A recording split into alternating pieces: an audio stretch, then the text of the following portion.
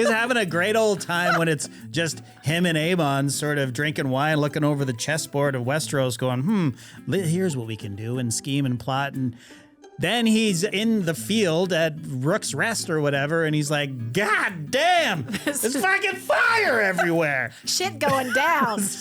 Dragons are real. Yeah, didn't think it would be like this. It's like, we can't win this war. There's no winners here.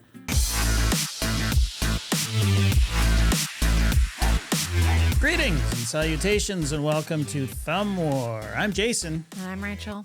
And today we're talking about episode 1, season 3 of House of the Dragon. You did it, Rachel. You dragged me back into Westeros. Kicking and screaming and bleeding. There will be spoilers. Let's just get right to it. So if you haven't seen it, just come back to us after you're done. This is a recap show and a review show. Happy to be back. I was pumped and primed for this after watching the Night of the Seven Kingdoms, which, by the way, I abandoned this show, House of the Dragon, after season 1. And I just didn't. I was like, it's fine, I guess. And then we watched Night of the Seven Kingdoms, and then we knew this was coming out. So, which was actually kind of better, maybe, because we watched recently season 2, which was sort of ended with a little, a cliffhanger, obviously, and people were disappointed with it. And I'm not sure what happened there. I haven't really read up on it, but it seemed like they ran out of money or episodes or both. From what I read, it was strike related, and he really wanted a lot of money in the budget for this sea battle. Right. And so it had something to do with finances, timing of finances, and then, of course, the timing of the strike. Okay. So, yeah, it's not definitive, but there are a few theories floating out there. So right. I had heard that season 2 was just not that great, and so I never got into it. But let's be honest. I mean, this is what it is to be a Game of Thrones fan if you've read the books, because, I came to the books pretty much after season 1, episode 1 of Game of Thrones. I immediately got the book, the first book, and read it. And then we got into the books pretty heavily, read ahead as far as we could. Well, you did. I don't remember how far I got. Anyway. For the people who read them from the beginning, like the 90s when the first one came out, and then having to wait literally 10 years to find out what happens to Tyrion after a Storm of Swords. I think this is what it is to be, it's sort of like the story stops and then you have to wait 2 years. Well, I think that's where he lost me, because I was like, because I started reading it after you did, which you still started reading it late in the game. And he's never going to finish this. So why am I going to? Well, this isn't going anywhere, I don't think. It seemed like he might, because, when you're starting it, after Game of Thrones comes out and you're like, God damn, this is awesome, I'm going to read the book. And then Dance of Dragons comes out. It's like, okay, he's rolling now. This is a doorstop, this book. So he's got it going. But yeah, it's whatever it is. Is that the Theon one? Theon, in the silver cover hardback that we had. Dance of Dragons, is that? Theon's in it, yeah. No, but the real heavy Theon. It must disturbing storyline. But it's only half the story as well, because Feast for Crows only focused on one half of the characters, and that's why it took so long to get back to Tyrion. And I guess I can't remember who's in. I think it's Daenerys and Tyrion are in that. Anyways, all this to say, sometimes you got to wait for a good thing, and this episode was a very good thing. You really lost your head during this episode, didn't you, Jason? Jason Lannister is who I'm talking about. Oh, I thought not you were talking Jason about Doyle. Jacaerys. Bad week for Jaces. Yeah, another sun bites the dust. Dun-dun-dun, dun-dun. Too soon? Another sun bites the dust. By it's Queen. Catchy. By Queen, too. Wow. So this is fucking levels deep. Okay, anyway, I'm all dressed up in my bar wench shirt. Yes. As Jackson asked me the last time I wore this, if I was going to Oktoberfest. Right. And then today it was, oh, I like your pillowcase. So I think this might be the last time I wear it, but I think it's appropriate for this little medieval dress bar wench. Yeah. Back in Westeros. Indeed. You're thrown in, like we said. They saved the Battle of the Gullet for the first episode. So you're in. Can it actually, like, it's only going to go down from here? No? How could it get better? This was the climax of season 2 for sure, right? This is what it was all leading to. Yeah. And where can you go from here? Lots of places, lots of great things started. There was, some sad endings here and there, but we've got some new characters we can enjoy, and we've got a lot more dragon action to come. And we've got Larys and Aegon on their misadventure. That's a very good pair, a very good coupling to be on a quote unquote adventure. Right. Do you have any lessons you took from this episode to start season 3? Lessons? Yeah. Well, are you looking for something specific, or? I was just profoundly smacked in the face with how young and dumb everyone was. Oh, yeah. Yeah, I was going to say. Respect your elders. My main takeaway is that kids don't know shit. They don't know anything. Like, what are you all doing? Yeah. You're all running amok and just like putting your parents on in a timeout. Like, what is going on? Yeah. Jaceres, obviously, a huge blunder. A little sexist, too, if I must say. Well, look, the theme of this entire story is sexism and, patriarchy and men getting in the way of women doing their thing. Respect female leaders and your elders, folks. Right. There's wisdom there. Look, Jace is not necessarily wrong that perhaps Rhaenyra shouldn't be the one to ride off and engage in this battle of the Gullet, based on what happened. But she is way more battle ready than Jace was. He's never been in a battle before. But then he convinces his cousin, she was fighting him. You need to change this order. Baela, she seems the most sensible, but she's rolling with it. I mean, what the things teens do to fit in, Okay, but his worst crime was convincing Sir Lawrence to go along with this cockamamie scheme of locking up his own mother. Right. So, and basically sacrificing him and convincing him that his oath supersedes the word of Rhaenyra herself. Right. So, which there's some deep-seated sexism in there if he is going to stand by that, because the queen is dropping some hard F-bombs at him pretty heavily to open that door, and he does not do it. I cannot believe that he didn't actually go, you know what? Well, because if this goes awry, I'm in more shit for sure. He's already dead. Him defying her like that is treason, and he will be probably a Dracarys. Yeah, but if he had opened the door shortly after, probably not so much. Yeah. Her son would just get a spanking. But also this stupid teenager somehow convinced him that you made an oath to protect my mother, and you're protecting her from herself. Jace is abusing his power, A, but also B, this knight is not thinking it through. Have you not seen female rage, especially Targaryen rage? But are you fucking crazy? But he doesn't care. That's the thing. He basically says, your life for hers. So he is sacrificing himself. Oh, he knows true. He's going to be... is probably going to cost him his life, and he thinks he's doing the right thing. That's true. You are going on the word and orders of this boneheaded teenager who's literally on the edge of going to get himself killed. Mm-hmm.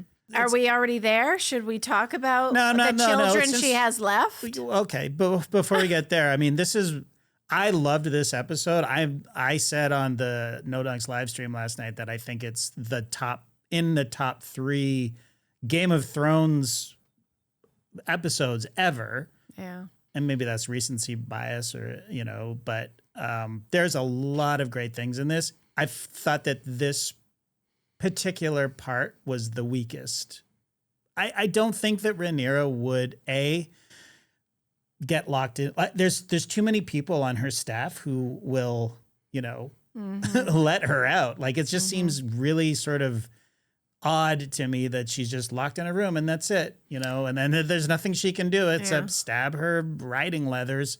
Yeah. And, yes, it's dramatic and it helps to tell the story and she is awesome in the scene with her frustration with, this whole scenario of like, look, I know I'm a woman, but fuck, let me go fight my own battles, I'm a dragon rider and I've done it before and I can do it.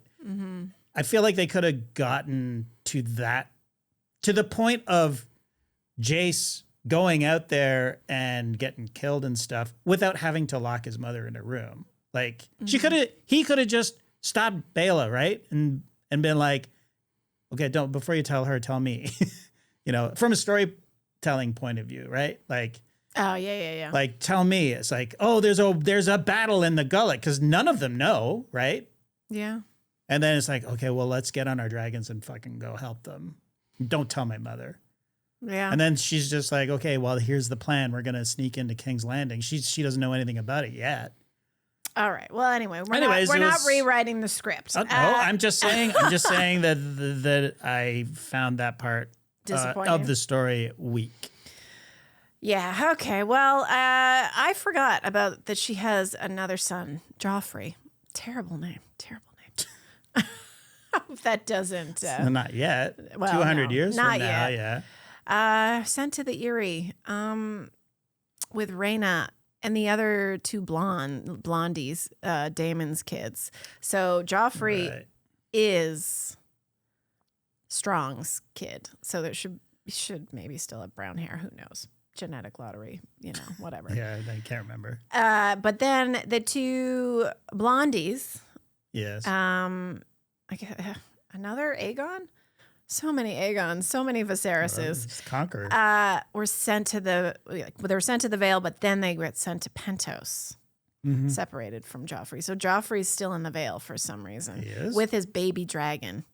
That's what I was reading because I couldn't remember. Oh, had that dragon hatched yet? Remember, like, the woman in the Vale was like, oh, great, you sent the dragons. They're fucking tiny little babies. Yeah, Thanks right. a lot. Whoop-de-doo. Get out of here, Rhaena. Freeloader. Anyway.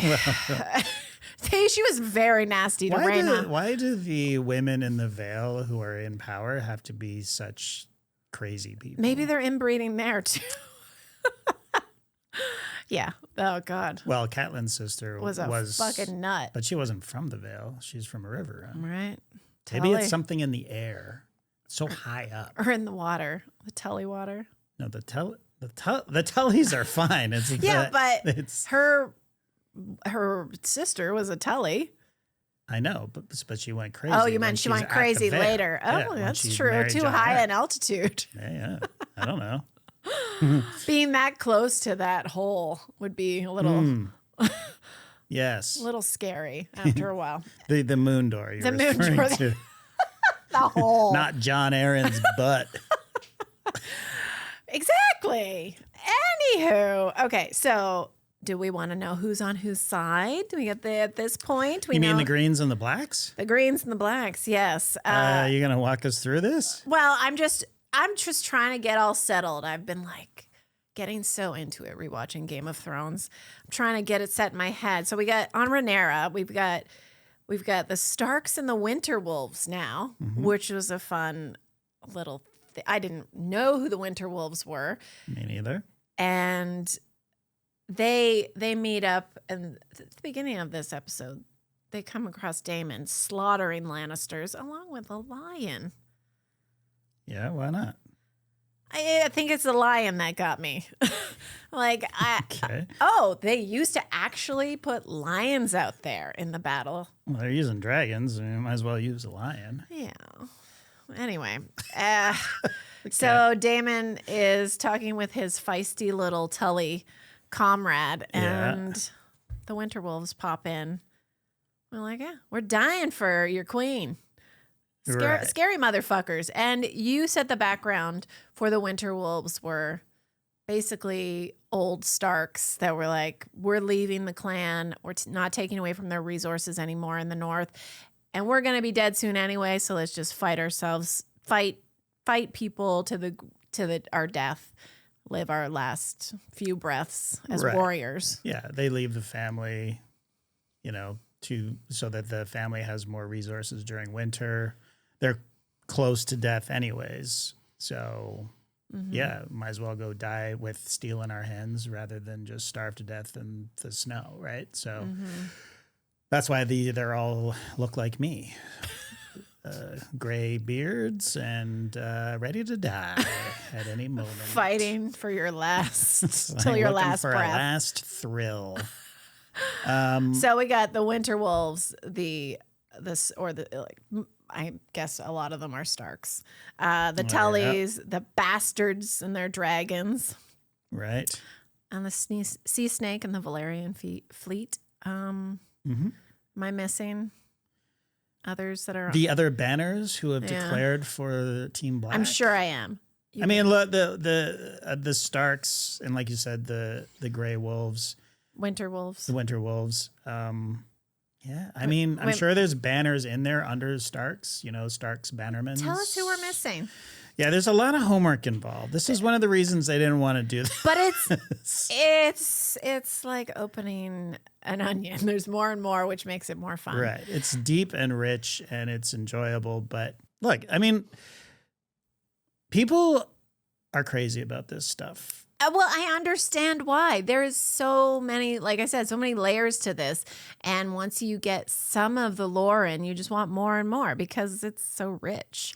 Yeah, and it's a real challenge for the producers, right? Because all of these fiends, and I'm looking at you when I'm saying fiends, they need to be served in one way or another. So there's, this little glimpse of the green men on the Isle of Faces and what is the Isle of Faces and this random goat that shows up who's actually probably this witch Alice. And sorry, but all this to say, you don't necessarily need any of this if you're just a casual TV viewer and watcher of the show, but it is fun and helpful if you want to dig deep into it. But yeah, well, and like some of the sticklers, I was reading, a black peasant girl was the actual one to tame this wild fucking beast named Nettles. Her name was Nettles, but they decided to adjust it and make Rhaena the one to attempt some sort of domestication of this crazy beast. And this is all in the do not ask the textbook. Do not ask. Why not? Because I don't know. Well, because this is where I'm confused because I'm only really familiar with the Game of Thrones, like the Song of Ice and Fire. Right. The Dance of Dragons is something that happens in what is literally a textbook that was written by. It feels like a textbook. It's like an encyclopedia of 300 years of history and called Ice and Fire, or what's it called? Fire and Ice or whatever. He's a world builder. Yes, very much large so. world Very much builder. so. But yeah, so let's move on to. But I will say, cutting Nettles. I didn't read it, but it feels like way more efficient storytelling for TV. I guess so. She could not get her mama's dragon, and Aemond was able to get the biggest dragon of all. You know what? But I kind of understand why. This girl is a spazatron, and she's not sending alpha vibes to these dragons. You're talking about Rhaena? Rhaena. So I could see why the dragons are like, you ain't got no alpha in you, babe. I think that is Very unfair. Very unfair. Because Vhagar is Aemon's dragon now. It used to belong to Rhaenyra's mom. He took that dragon on the night of her mother's funeral. He's a psycho. So that was a bit of a dick move. But also, that dragon was very well trained. And this dragon she's going after is completely wild and feral. It's like befriending one of these Lannister lions in the woods, and they take a liking to you. And then you try to take it into battle within a couple of days. Well, that's, again, back to the theme of this, which is dumb young kids. Right. Like, you're almost to Dragonstone. You're like, oh, let's go over there. After he almost shook you off and beat the shit out of you for the last however long. Right. And now you're like, okay, without a second's thought either. Let's go help. What? He didn't understand anything you said before. Well, hold on. Sorry. Now he's got this down. I'm going to defend Baela again. Not Baela, Rhaena. I'm sorry. I looked down. Baela's got her shit together. Baela's got her shit together. She's got a cool dragon.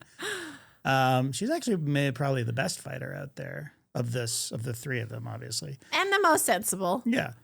Well, she was stupid enough to go along with Jace. But anyway. Again, you want to fit in. Rhaena was able to get this wild feral dragon to Dragonstone. Like, that's from the Vale. That's not nothing. That's not nothing. And you're like, okay, maybe I have the hang of this. There's a battle happening. Maybe I should help out. I mean, again, it's incredibly stupid. It's teenage hormones. Look, at the end of the day, this is called the House of the Dragon. And what happens to the House of the Dragon? It's not called the House of the Dragon. It's called House of the Dragon. House of the Dragon. What happens to House of the Dragon? Episode 1 of Game of Thrones. Where is House of the Dragon? Where is House of the Dragon? Yes, where is House of the Dragon? Episode 1 of Game of Thrones. Where is House of the Dragon? There's two of them. It's of the game Viserys and Daenerys, and they're in exile. There's no fucking Targaryens anywhere. They're the last ones. Mm-hmm. So all of this Dance of Dragons is obviously not going to turn out very well for the Targaryens. Yeah. We meet them 100 years later in Night of the Seven Kingdoms, and we meet one cool Targaryen. And he's this very small child. Oh, wait. Egg.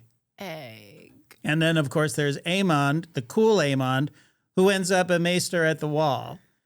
Yeah. Other than that, the entire family, this ruling family, is completely decimated. So this is where we're going with this. The lesson here, folks, don't have sex with your relatives. Don't make babies within the same gene pool. I would argue that the lesson here is that the majority of Targaryens are fucking assholes, including Rhaenyra and Corlys. Well, he's a Valerian, but still, you know what I'm saying? Certainly, Aegon, Viserys, the first one was okay. But his indecision and his weakness started all this off. But it doesn't. Look, people are just going to burn and die. This is why Criston Cole is going through it right now.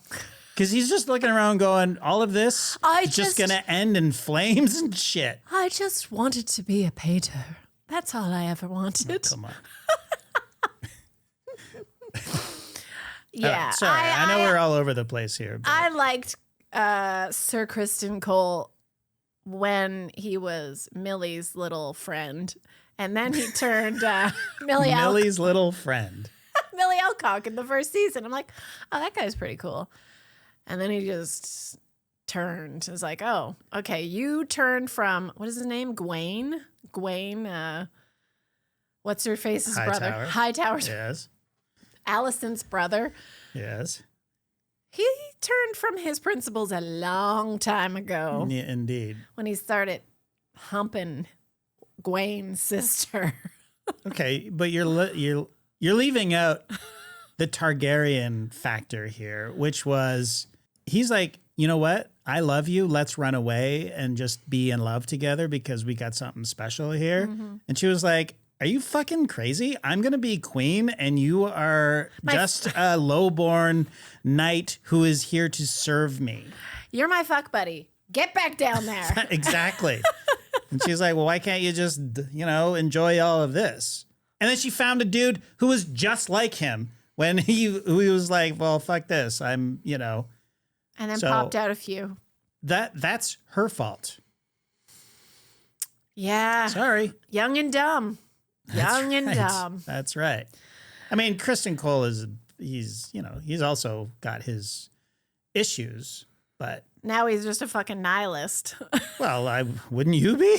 Yes. I would sit painting my fucking shield going, anything but here, anything but here. That's right.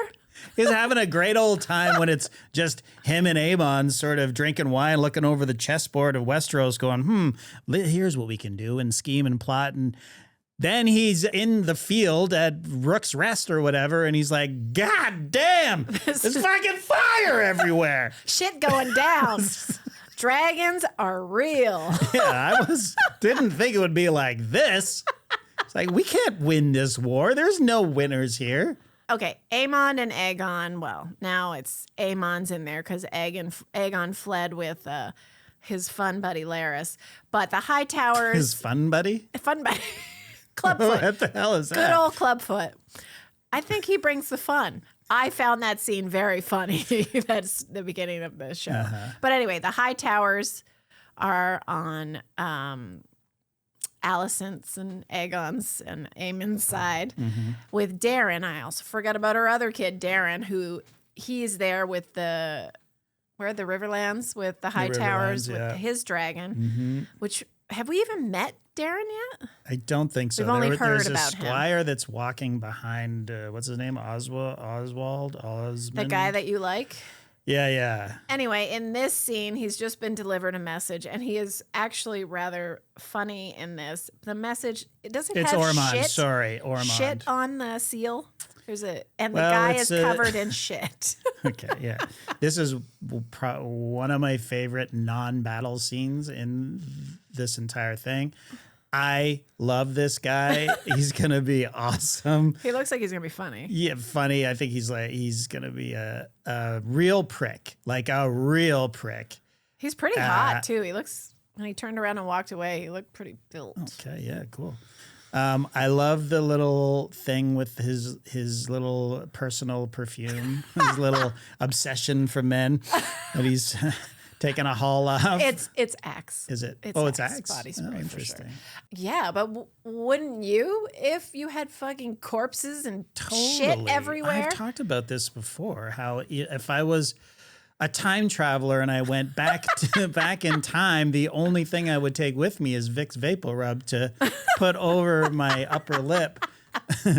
Like they do in autopsies, because everybody stinks. Well, and your superpower is smell. It's a curse, Rachel. It's going to be a tough life for people who It is. have basically the capacity of a dog to sniff out other people's stench. Yeah. Luckily, I'm blind to our dog's smell, but people can smell them when it comes in the house, when they come in the house. Our dog? Yeah, our dog. Our sweet angel dog? Well, it's better now that it's just Hazel, but... Yeah.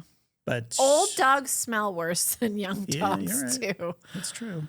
Anyway, you're going to get your little Axe body spray. No, your... Vicks Vapor Rub? Thank you. Your Vicks Vapor Rub when you go back in time. Yeah. I did find this to be a little ridiculous. Like, how dirty do you get? Get this message immediately to the Riverlands from King's Landing. Why is he covered in shit was my question. Exactly. It's like, well, I guess I'll have to, if I really want to make up some time, I should probably cut through the shit forest, like where all the trees are made of shit and there's people constantly throwing shit at you. But that's the only way. That's the fastest way. But because is he shitting himself? Like he can't even take a break? What about this? If you do not, we just watched The Death of Robin Hood. Yeah. They covered themselves in dirt and shit and everything else to not be caught when they were on. Maybe he was trying to get rid of his scent. I heard my uncle used to cover himself in cow shit when he would go deer hunting. Okay, well, that's your uncle's fetishes are none of our concern. Maybe it was so he doesn't get caught and fucking killed before he relays a message. Hold on. I will remind you of another line from The Death of Robin Hood. Sorry for the tangent, but he clocks somebody sneaking up on him because she hadn't bathed. And he goes, a contrast, hey, yeah, you should have, probably should have bathed. Stab in the head. It's like, thanks for the tip. I mean, I guess if you smell the shit so much coming at you, all right, forget my theory. Well, it's yeah. Trying to give reason to it. Well, it's inexplicable how filthy he is. Yeah. But you would smell just from regular body odor, I would imagine, and you're riding a horse. You could have fallen off your horse into horse shit. Okay, let's move on. Okay, we got the triarchy. Yeah. So the fleet of pirates, 3 of them have come together to, they basically police waterways in Essos. They're fucking pirates. Anyway, I don't know what to tell you. They're called the triarchy and has a really cool character who I really love. Lahore, who has met her end, unfortunately. We won't get more of her. Do you know others that are in the fold for them? I don't know where Dorne sits in all of this. Right, because Dorne has tried to stay out of it. Are they part of the Seven Kingdoms? I don't think so. But here we are. I mean, the whole thing opens up with Rhaena looking fucking pathetic and like starving and chasing the dragon. Does she name him Sheepstealer? I don't know. I don't think so. Anyway, lots of good stuff online about Sheepstealer. Lots of good memes made. Oh my God. It's been a treasure trove of hilarious memes and stuff. So much good stuff out there. Anyway, okay, so this mangy beast, I wouldn't say... You're being so disrespectful. I'm not talking about Rhaena. I'm talking about the dragon. I know. This dragon's just living its life. It's just out there. Okay, well, I want a tame dragon. If there's a dragon in my life, I want it tame, not feral, just like I like my man. Okay, but isn't there like a storyline of... Doesn't Rhaena say something in a previous season where she's talking about Daemon, her father, and how he doesn't pay attention to me. Like, he's just has nothing... He doesn't want anything to do with me. So she has daddy issues. Well, or she wants to prove herself. Well, I said these children are trying to fucking fit in and be part of the clan and do their thing. Mm-hmm. So that gives her even more reason to fucking be completely terrified and still put her life at risk to tame this feral beast. Rhaenyra gives her the task of like, okay, well, basically puts her into exile with her kids, and you're going to just be these children's nanny, basically, and watch over them. And she's like, that sucks. Fuck that. I'm a Targaryen. I want to be on dragons and helping out here. I want to contribute. And I think, obviously, that's what motivates her to do this. Yeah, and then she gets in over her head. Like, she finds herself literally on top of a mountain at one point. It's like, I'm going to die here chasing this stupid dragon. But then she got herself some barbecue. She did. It was baby birded to her first, though. Well, to be fair, it was cooked. Well, after he spit it back up. Yeah. So, I mean, it didn't really roast that long. How cooked could it have been? The flames must be much hotter than regular flames. It looked like pulled pork, which she was shoveling into her face. Anyway, you're hungry, you're desperate, and it was a sweet moment. And this was a fun sequence for something that was getting very tedious at the end of season 2. Just watching her try to chase down this dragon. Yeah. With no resources and no help and nothing. Yeah. They match each other, too. They're both acting as feral as the other. Right. And this jumps right to, like, the scene I was saying with Larys and Aegon. It is, I mean, it's a serious scene, but it's hilarious. Larys is just so calm, cool, and collected, and Aegon is such a fucking brat. And he outs him because he's like, they're going to fucking kill us both if I don't say who this shithead is. And hands the crown to the guy as evidence while his king is acting, at least throwing a tantrum. Right. They're calling him Littlefoot, the like Littlefinger, because he's so manipulative. In the internet streets, I've seen. Are they calling him Littlefoot because he's clawfoot or because he has a thing for feet?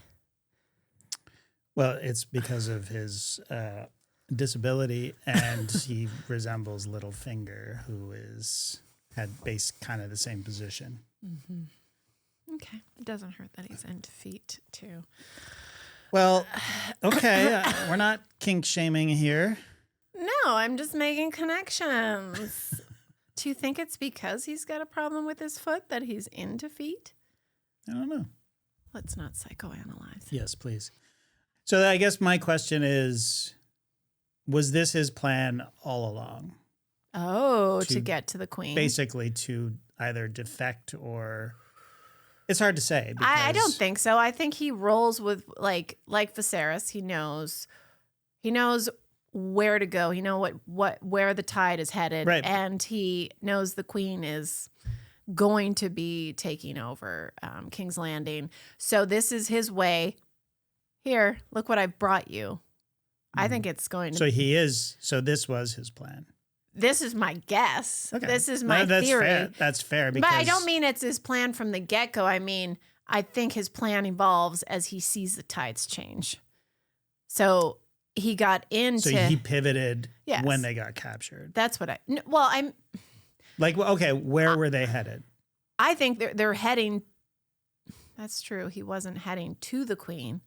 But maybe he was. But he kind of was. If you look at the map. Well, that's what I was... Duskendale and where Dragonstone is, they were kind of heading in that direction. But if I remember correctly, they said he was sort of like, let's go to Essos. Like, let's go to the free cities. But he could be saying that to Aegon to get him to leave. No, that I get. I'm just... What does he have to gain by taking this fucking useless brat to live their life on the fucking...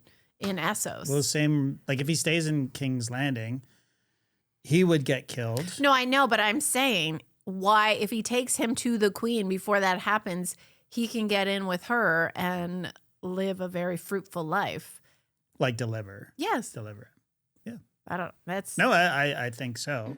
But it did seem like he was pivoting moment to moment to moment with these, the Rook's Rest dudes. Right.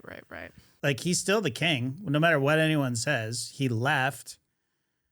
He was in power. It's not like he declared that he was abdicating the throne. No. Although that's what Alicent says. Alicent sent it. And that's what Aemond is saying, which I guess fair enough from their perspective. But he absolutely has a rightful claim to it. And the other reason I think that the story of him versus Rhaenyra is because we just watched the episode of Game of Thrones where Shireen gets burned by the Red Priestess, Melisandre, is that her name? And she was reading the Dance of Dragons beforehand and specifically says, Davos says, what is this about, the Dance of Dragons? And specifically says it's the battle between Rhaenyra Targaryen and her cousin Aegon. Mm-hmm. So anyway, which makes me think that he's going to be still part of the story in spite of his diminished capacity. Right. Okay, well maybe I'm not giving Larys enough credit for having a plan that he's going to stick to. Oh yeah, I mean, I think it's many levels deep, and I was just curious what you thought. Because I just don't think that Larys is as... I don't know. I feel like Aegon still factors into his plans. I feel like Larys is more taking care of himself. There's so many names. For sure. He's more evil. That's why I think he's more like Littlefinger. But you're thinking he's evil because he's taking advantage of the queen. I'm trying to think what else he did that was... He was taking advantage of the queen with his foot fetish. He orchestrated the death of his father. Oh, God, I forgot. And burned up Harrenhal, right. Yes, and his brother. Yep, never mind. Forgot about that. Not a good guy. Not a good guy. Not a good guy. Okay, so Alicent has got that plan going. She is speaking for the king.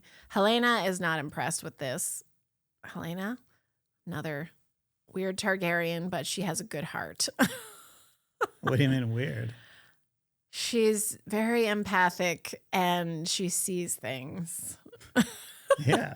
Well, so I guess that's like the third eye raven kind of thing, but different if it's Targaryens, like I guess. the green sight or whatever. Why is it different if she's a Targaryen? She? What was it called with the Starks and that other dude who was? I thought it was like Green Dreams or Green. Oh, maybe it's the same then. That was what Jojen called it. Okay. I think it's just a psychic ability or being tapped into, the weirwoods or the third eye. It's like being force sensitive in the force, right? Okay, so maybe it is the same thing. I assume it is. Or Alicent had to adjust her plan. Mm-hmm. Because she comes back after telling Rhaenyra, you got this. I'll do whatever you want. I'll sacrifice my baby. A son for a son. Where's Aegon? Uh-oh. And now she's got to come back and she's got to fucking fix all the pieces that have been thwarted. Mm-hmm. And so she's really buttering up Aemond. And we get a really well done, but very next level incest moment where it's like, oh, I guess incest wasn't as shocking. We had to hit next level. We're going to mama now to make you uncomfortable, folks. Well, to be fair, Alicent was definitely not into it. She was definitely not into it. And that she did some fabulous acting because I felt sick watching her and you could see it in her eyes. And her son, like he did... Aemond and the actor playing Aemond did such a great job of being he's so good at playing this psychotic Targaryen. It's awesome. And his looks too are so sharp. It's just like adds another dimension to it. It was great. Yeah. Disgusting. With the patch and the hair, he's almost like he's drawn like an evil dude from One Piece or something from anime. It's cartoonish. Like, it's the perfect villain look. Yeah. I love it. And yeah, as you say, that scene is really like, ugh, and she plays it so well. Like you could feel her heart breaking. I feel her stomach just flipping. But she's got to also like confusion in terms of what is this? Is this an attempt at intimacy? I mean, we know that he likes the older prostitutes, and he definitely has mommy issues. Sure, but also, and he's the king now for all intents and purposes. So is it a power thing? It's like is this a Judas thing where it's like, must you betray me with a kiss sort of thing where he's like knows that she's trying to betray him, but it doesn't seem that way. It doesn't, or maybe he's just being creepy, but that's sort of the cool ambiguous thing about it. I don't know. Like, I mean, when she gets back at first, I feel like he doesn't think for a second she would do anything to betray him. Like the way his acting is portrayed, I don't think he gives her that much credit. It feels like, oh, yeah, you were in the woods because you're a woman. You're just my mother. Like, there's no, you could be doing something that manipulative, something to betray the family. Like, it's just like, oh, of course, you're just a woman. You wouldn't do this. That's like, it just rolls off his back. The way he's acting, you don't see anything cross his face. Right. It's his mother. He trusts her, I assume, and he knows how awful he's been to her, and like she uses that against him, right? It's like, I've been in the Godswood because you told me to get out of here because you don't think I'm good at anything around here. We're anymore. Good at guilting our children, fucking wicked mothers. Not so good at taking creepy ass kisses. Oh, right. Yuck.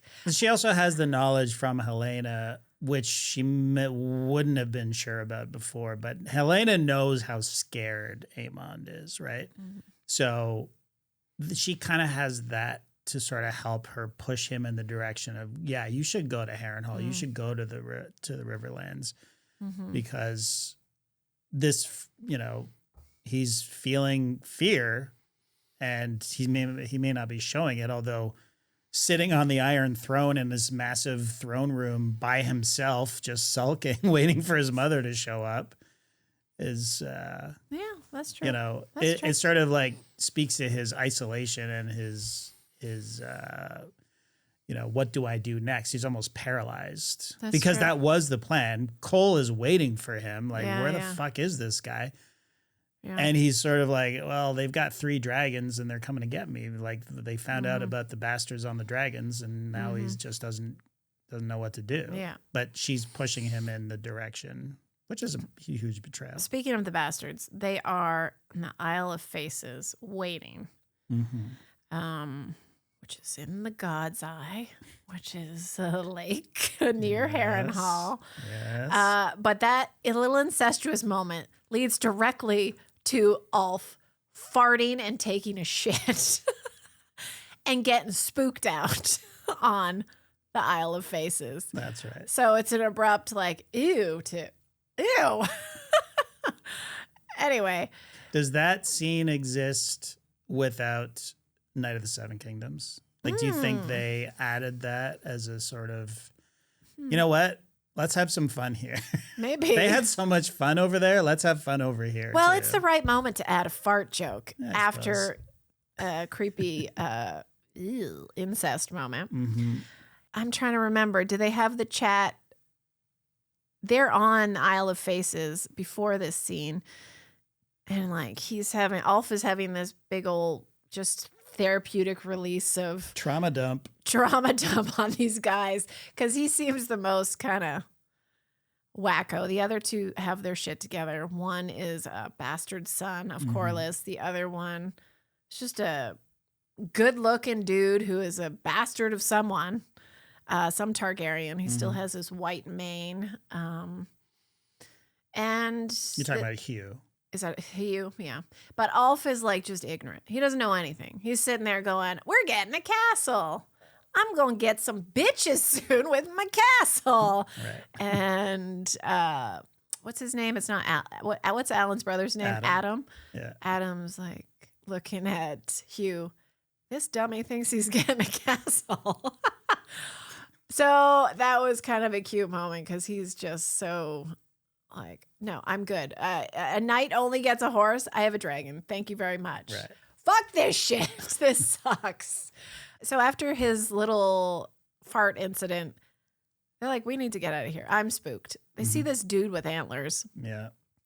A green man, I guess. Right. From the books. This is more lore. As I alluded to. Yeah. Some fan service, maybe. Yeah. Is it necessary? Is it going to lead to anything? I mean, maybe. Maybe we're going to get more background on the Isle of Faces. And these green men were there to protect the Isle of Faces because of the, what is it called? The The Andals? The Andals making a pact with the children of the forest. This is where I hesitate to be disrespectful. So it's just an Easter egg. Is what you're saying. It feels like it right now. I mean, the guy looked cool, and it'll be interesting to see if they get involved with the story. Here's some magic. And whatever. Like, drop it in. Magic. Then you see the black goat, and then you see Alice the witch. I don't know if it's this scene or it's the shitting scene, right? Because he's taking the dump. Shitting scene. Well, he's taking the dump. The witch comes out after. And then Alice comes out and says, yeah, you should get out of here, guys. As he kind of runs off trying to do his pants up. I guess he must have seen the antler dude while he had his poo interrupted. But Adam and Hugh are still like, we have to stay here. Well, he's like, I'm out of here. See ya. So we don't really know for sure whether he left or he didn't, but pretty sure Adam and Hugh are going to stick to the plan because they are going to listen to the Queen's orders. It feels like that. Which will be a problem because it feels like Aemond is actually going to go to the Riverlands. Right. Mm-hmm. It seemed like he was convinced by Alicent, but anyway, around this point, Rhaenyra is locked in. Jace is on his way to the Gullet. She's locked in her room because she's not locked in. She was locked in and ready for battle. That's right. And then, thanks a lot, fucking kids. Off to the Battle of the Gullet. The Gullet. Alan is with Daddy. Alan is with Daddy Corlys. Have a little heart-to-heart over some dragon water. Dragon water? Is that what? Yeah. That's what he calls it. Yeah, yeah. And it's made clear, I wanted your name. Thanks for giving me a life, but your name is what really could have made me prosper. So he, at this point, he's still shaving his head, so people don't know he's full-on white hair Targaryen or Valerian. I mean, my theory, since this, first of all, his other son, Adam, is a dragon rider now. Yeah. His son that's with him on this ship, Alan. Yes. Basically kills Lohar, who has been after his dad Corlys and trying to kill him. He kills her. Yeah. There's no way Rhaenyra's not going to grant them a name. It's not going to give him the Valerian name. Why would she? Because Corlys is going to ask for it. Because Corlys feels bad. You see him connecting with Alan. Corlys is at the bottom of the gullet, for all we know. We didn't see that happen. We also didn't see Tywin Lannister die. We saw him thrown overboard, which I enjoyed very much because Lahair, am I saying that right? Lahair. Sure. She alludes to at the beginning while she's casually eating her fruit or whatever as Tywin's standing there. And she's like, that's going to weigh you down if you fall in the drink. And he says to her, you're gonna be happy I'm wearing this later. And she says, I know I am. So she's got plans to throw him in the water anyway. And she does. I guess. And anyway, we did not see him die. We saw him and Corlys in the water. Until I see their dead bodies. They're not dead. Hey. And you've learned your lesson. Exactly. Exactly. They're getting the Adam and Alan are becoming Valerians for sure. Okay. This is your hot take. This is your bold prediction.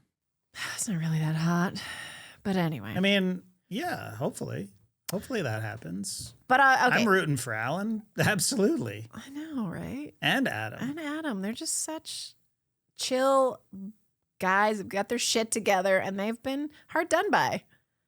Absolutely. And do you think that Corlys is now able to have this heart-to-heart now that his wife is dead? His wife is not there? Yeah, which is kind of like, you almost want to say, oh, fuck you. Now you got no one else. And now you want me as your son. To be fair. Fuck you. oh, and your castle high tide's burnt up. Oh, you really need someone now. Okay, well, if I'm Alan, I'd be pissed because if he gets his name, that would be his castle that's burnt. But anyway, yeah.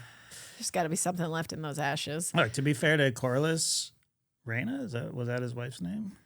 Rhaenys. I don't know if I'm saying it properly, but that's how it's spelled. Rhanys. Rhaenys. She did have dragon. Yeah. So, you know, I wouldn't want to cross her. Yeah. So yeah, this was a great scene. Lahair is definitely a scene stealer. What scene are you talking about? Battle of the Gullet. Oh, okay. Yeah. This is the second half of the episode. There's a lot of scenes. So, well, I mean, every scene Lahair's in, she's a scene stealer. Okay. Yeah. I'm with you. Yeah. Yes. She's awesome. And it's a tragic ending because I wanted more of her. Yeah. Anyway. I guess. Anyway. I'm glad. I'm glad what happened to her. The bitch fist. What a good name. She has no honor. Well, she was going after Corlys because he has killed all of her mates for the last 20 years, she said. Okay. So she had revenge. She signed a contract. Yeah, she's a I mean, pirate. not to be a stickler. She was a pirate. Yeah, but I guess, honestly, that's on the Greens. You don't hire pirates. Yeah. You just don't do it. Whoops-a-doodles. Actress Abigail Thorne. That's who I mean, look, plays she's awesome. Jericho. And the short time that she had on the show, she was great. And in previous season when she was basically torturing Tyland, who was a doofy ponce, it's just great stuff. And then ends up throwing him overboard with the intent to literally kill him. Just to make weight. You're literally just extra weight on this boat. Well, she did want his semen last season. Yeah. For her wives. Right. I guess she wasn't planning to kill him then. It's great stuff. And I hope that he was able to deliver some of that before his untimely haul off of the goddamn boat. Get something out of that deal. But look, the Battle of the Gullet, this is my favorite Game of Thrones battle. And there's been some doozies, but Battle of the Bastards, the one where we couldn't see anything and fucking Winterfell that time. Why? Why would they do that? All of them, to me, pale in comparison to this. And I do have a bit of a bias because I love a sub movie, and this basically has the same scene from A Hunt for Red October where the Captain Ramius takes them through to the Devil's Horns or whatever, like when they're navigating that deep trench. And the attention to detail with them going through the Dragonstone Pass is just fucking great. It's like the underwater shots, and they have the lead depth thing to measure how deep they are, like 6 fathoms, Captain, and all this. And it says it cost close to $5 million for that. The massive naval and aerial conflict. Yes. Okay. Well, okay, that's like 45 minutes of battle. Yeah. That's a goddamn steal. And also, like, I've seen people go like, well, it was hard to tell who was who and what's going on. It's like, yeah, that's the fucking point, man. Matter. That's the point. That's when these dragons come in, and 2 of them who know what they're doing can actually like decipher who's who. But then this other one, I still don't know how. Even they have sigils on the sails, and they also, the Triarchy, have different style of sailboats, right? Yeah. But yeah, that is kind of a fair criticism. But watching it back and seeing, that whole sequence of just, navigating that narrow pass with the tide going out, and just Corlys, you get to see Corlys be Corlys. Like, this is the fucking amazing legendary sea snake, right? Yeah. Where you've heard all this, but we've never seen him in action. And then we're like, okay, I get it, man. This is like Picard level. Oh, yeah. Master and Commander Russell Crowe. Like, this is a great mashup. A fucking dude who knows what he's doing, and it knows exactly how hard to push his crew and when to lay back and when to actually take the wheel, and just like, and I think he sort of went up like several steps in Alan's mind, because he's like, God damn, this guy really actually knows what the hell he's doing. And yes, he did have the one, fallible moment when he falls into her little trick of burning high tide, and then he gets distracted. But that whole thing I thought was just so incredibly well done. And then, Lahore is chasing through and loses 2 of her ships, and what they have to scramble and try to do, and she makes the blunder. It is just great stuff. Like, this is. Then I read today that they had pitched a full series of sea snake adventures. Like, guys, please do it, man. Because this was. You love a sea adventure. I fucking love it. I love it. You were confused about the how she was basically able to T-bone The bitch fist was able to T-bone. I wasn't confused about that. I think it had to do with the currents. But I was also like, why is the current only affecting Corlys' ship? It's a bigger ship. But also, what I was confused about is why Corlys had decided to turn starboard, and because I guess he knew that they wouldn't outrun them. And I think he made the assumption that they would also turn, and then they would board. They would turn so they could board the boat, right? Because that's what they do. They come up aside the boat. They shoot some arrows and cannons at each other. No cannons in this, but they have those trebuchet things. But they come up beside them and then drop a plank, and then they rush over, and then there's sword fighting. So I think he was expecting them to do that, and that's the detail he missed while he was looking at High Tide, because Alan is like, they ain't turning, Pops. Yeah. And he's just like, my home is burning. Yeah. And then they ram them, right? So, but on first watch, I was just like, why is he doing this? Just fucking run. They can't board you if they're behind you, and they can't ram you that hard if you're going, even if you're not going as fast. But they were also having trouble fighting the current as well. That's why they were like, Correct. Correct. And they tossed everybody overboard who was wearing heavy armor. Yes. So. She was like, how much do you weigh in that armor, Flip? So the boat's, not going to be brushing up against the bottom of the ocean. Anyway, so that was a quibble I had, but then I was like, all right, you know what? Fuck, I'm fine with it. Then you get to see this awesome ship plow into the I want to say bitch tits. It's not bitch tits. It's the queen that never was. The bitch fist plows into the queen that never was. Wow. Never thought I'd say that. Rhaenys. She's got quite a rack on her on the front of that figurehead. Yes, exactly. I hope that when you make a figurehead of me, you make me ample-breasted in my... And I hope you would do me the same courtesy. And people will only see it when it's low tide on you. That's right. Yes. There was in the book, apparently, and I wish that this was in this. One of the ships is called Gay Abandon. It's fucking great. I hope that doesn't mean they abandon their gays. No, but... That's hilarious, but sad too. Yeah, a little bit.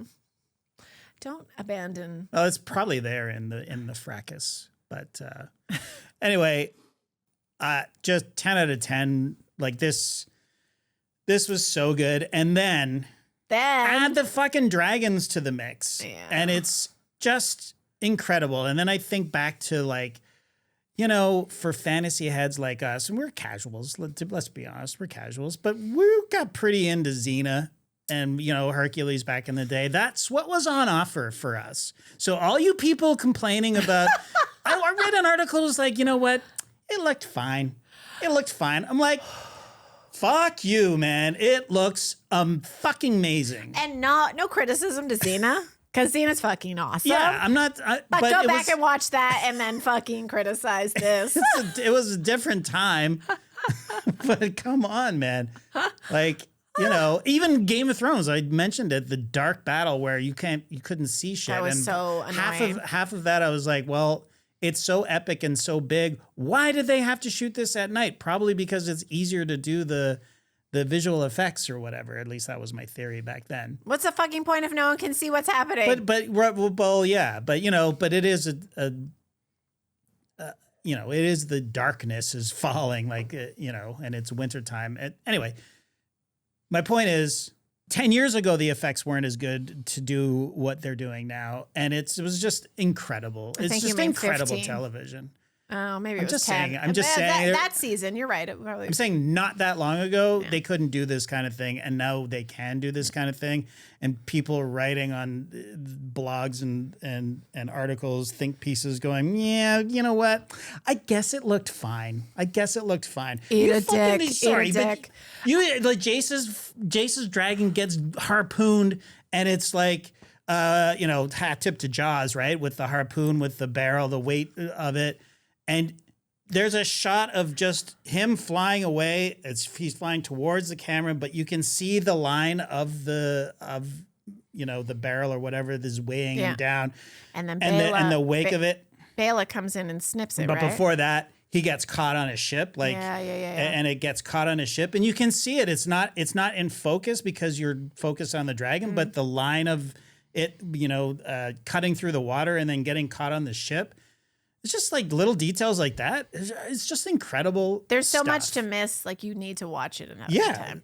There's totally. Just so much. Now I can't help but compare that scene to the Neverending Story. Artax and Atreyu. Yeah, good call. Except next fucking level, Atreyu has just been fucking killed. Like, right. And it was just so perfect. The sound of the arrows just so like, and so devastating. Like, fucking. So you're talking about when Jace gets, he's in the first we get Artax. And Artax. That's the horse. That's the horse. Yes. Okay. Dragon's going down. There's no time for him to mourn his dragon. Yeah. And then he's gone. It was like next level. Next level, never ending story for me. I watched New Rock Stars, whatever they're called, the YouTube channel. And that final shot where Jace is he's dead in the water basically, but from really, really deep. Yeah. They're speculating that was the final thing that his dragon sees is his rider. Also dead. Next level. I bawled like a baby when I saw Neverending Story for the first time. It was the swamp of sadness. But we are in what was the name of those waters? The Gullet. It's just the Gullet. I think it's the Gullet. The Gullet of gloom. Indeed. And then you have Sheepstealer coming in, and it's just, I don't know, man. You're asking yourself. Yeah, totally. Oh my God. Yeah. And I just thought it was so well done. It's like, why are you doing this? And this is going to go horribly wrong. And it absolutely does.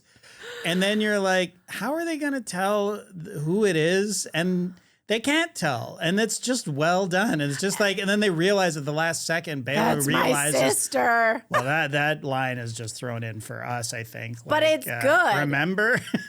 But that was Rhaena saying that. And then Baela realizes, and then she aborts the attack just in the nick of time. Yeah.